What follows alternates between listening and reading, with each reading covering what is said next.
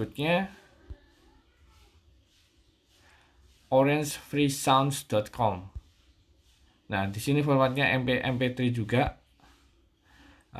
Berikutnya soundboard.com. Sama formatnya MP3 juga. Di sini banyak sekali efek yang tersedia di sini. Berikutnya adalah audioblocks.com. Nah, untuk audioblocks.com ini tersedia format filenya MP3 dan WAV atau WAV. Nah,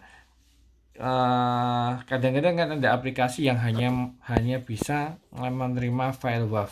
Makanya saya sendiri seringkali mendownloadnya dalam format WAV.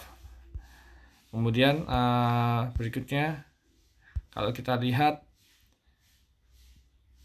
grsites.com, ini juga sama, dia ada MP3 dan juga ada WAV. Oke teman-teman, jadi itu tadi website di mana kita bisa mendapatkan efek suara atau sound effect gratis. Semoga bermanfaat. Terima kasih atas perhatiannya. Jangan lupa like video ini dan subscribe channel All Play Interactive. Terima kasih.